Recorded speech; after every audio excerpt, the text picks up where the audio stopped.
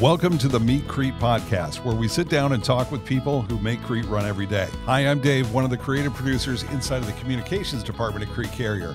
Today, we're going to talk to Jane Goertzen, who's the VP of HR here at Crete Carrier, and I'm going to do everything I can to stay out of her office for my entire career at Crete Carrier. How are you?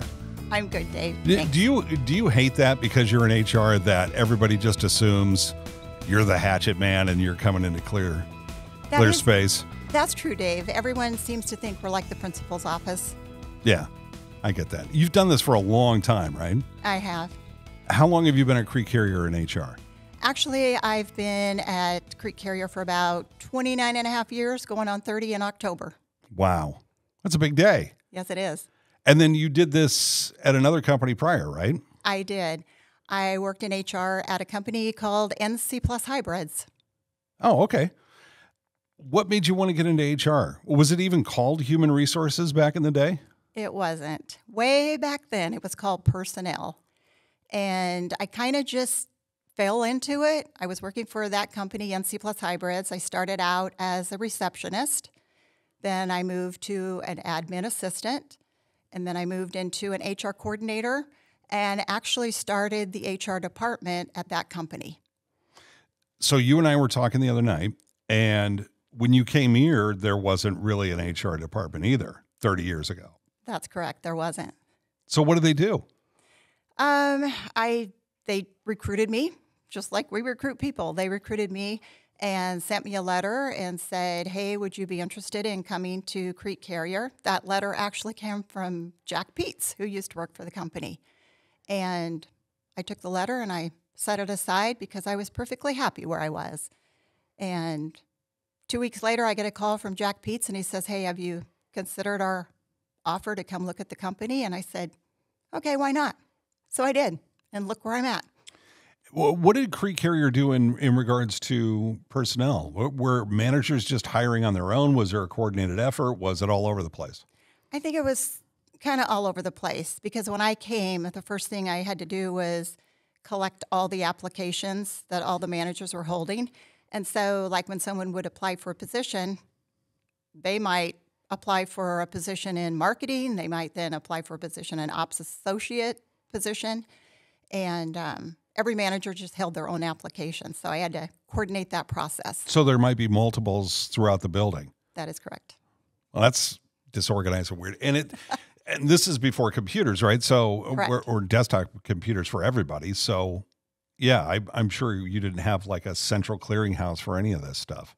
No, we did not. I just sent a message to all the managers and said, hey, send me all your applications. So there were some people I would get like 6 or 7 applications. They'd applied 6 or 7 times within the month for different departments. Wow. I want to talk more about HR, but I want to find out about you as a person. You have a fairly decent-sized family, yeah? I do.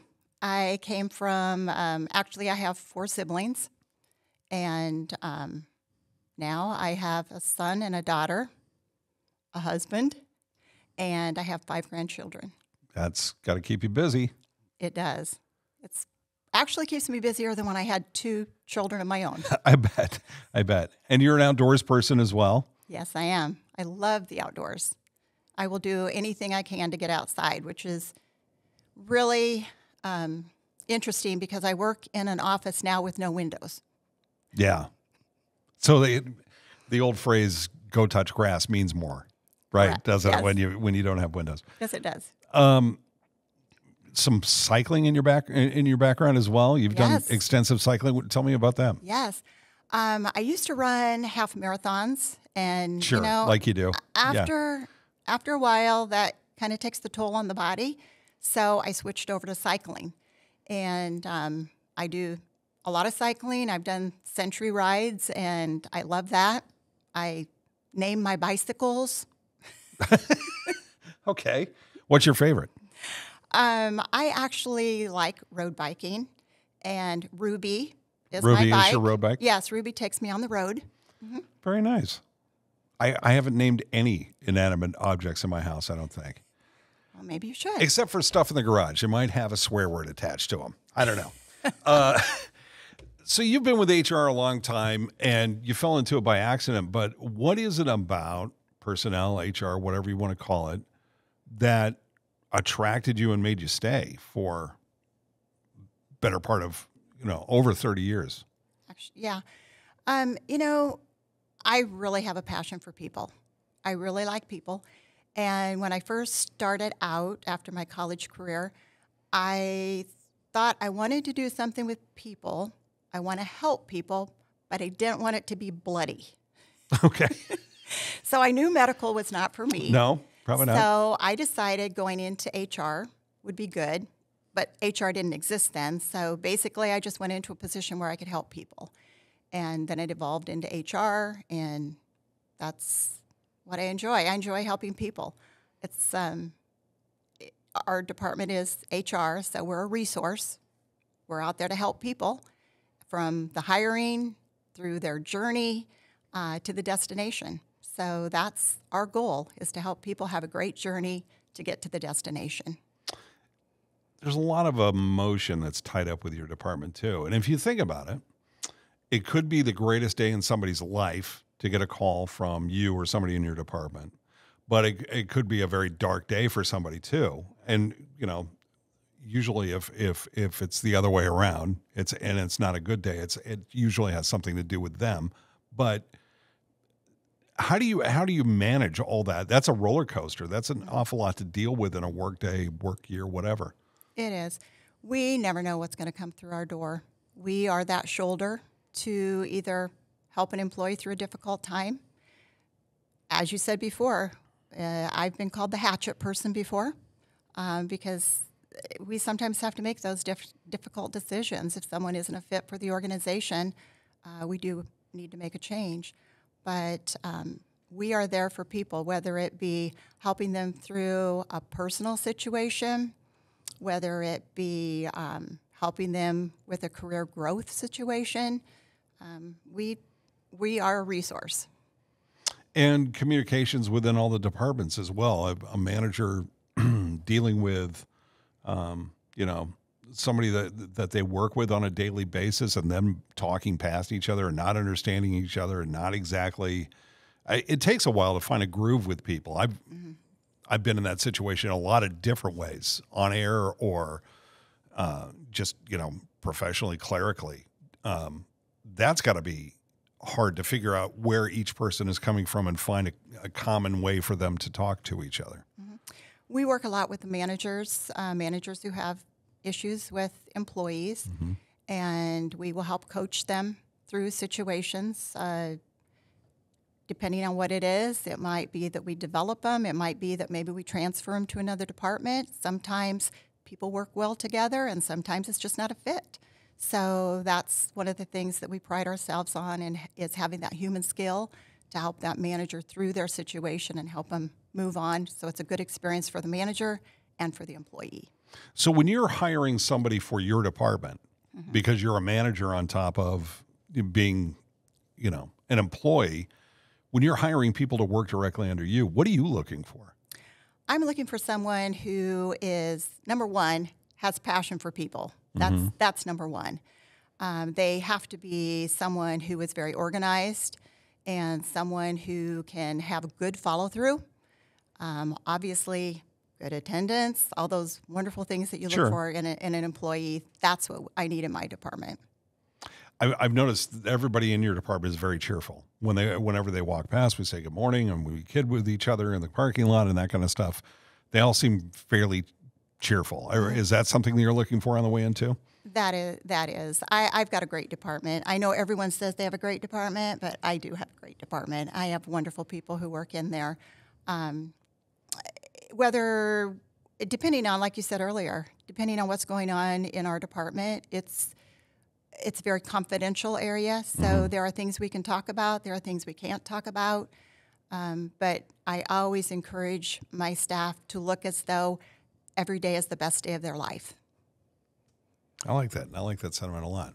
So overall, when you're talking with your people in your department, or if you're talking with the presidents here, what is Crete Carrier looking for It's got to be very difficult. You've got a lot of different concerns. You have very, very professional people in, let's say, the legal department or communications, but then you've also got to hire diesel techs and you've got to hire drivers. I know recruiting takes care of a lot of that stuff, but shop maintenance people and highly professional people as well, and everything in between. How do you juggle all that? We really have to tailor it. There are many times that we have our recruiters go shadow departments to know exactly what they are looking for. But we know that when we're looking for a diesel tech, we're looking for something totally than what we're looking for if we're looking for someone in the accounting department. We know that if we're looking for someone in the accounting, we need someone who's good with numbers. Those are all things that we just have to work through as we look to hire. It's got to be a hard time in HR, personnel, whatever. I think it's a hard time for businesses, period, with DEI and scrutiny about what is fair and what isn't fair. I would think that most HR people are fair to begin with. But has that changed the way that you look at work every day or your hiring practices for that matter? Well, we look for fairness, obviously. When we talk about fair isn't always consistent with each person. We talk about what is fair based on that individual. So that's something that we have to go through when we're working with employees. We look to see what is fair based on that person. What is their attendance? What is their performance? Have they ever been had a discipline issue before? So what's fair for one person may not seem fair for another one.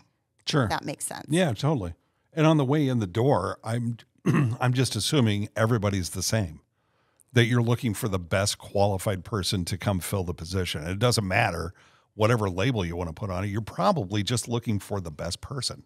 That is correct. And to find quality applicants is difficult because the unemployment is fairly low right now, and everybody's out there looking for good quality applicants, good quality people to come on board. So that has become more difficult than it was in the past. I was having a conversation with a friend of mine at dinner last weekend, and he was asking me, hey, are you worried about AI taking over your job someday? Mm-hmm. And my response to him, and I thought that was pretty good, I said, let's go to the supermarket together. We'll go to the produce section, and we'll let AI pick out a piece of fruit. And I think that applies to your job more than most jobs in a business. There's a communication between the eyes, body movement, how you hold yourself, the way that you answer questions that a human being can pick up on a lot better than AI. I'm sure AI is probably going to play a part in helping you. Yeah. But HR is here to stay, is it not?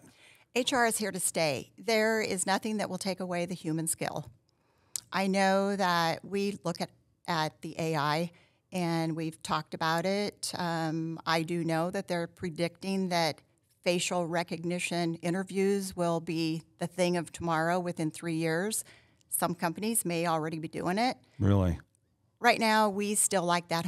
We like that human touch. We like that human skill. I just think there's something about being able to look at somebody, talk to someone, and just have that feel for who's the right fit. Yeah, I've heard that even Zoom meetings are not as personal as sitting across a desk from somebody. Mm-hmm. Yeah, we do Zoom interviews, and it's effective. I mean, you do get good quality applications and good quality applicants coming on, but as much as we can, we still like to do that one-on-one. Sure.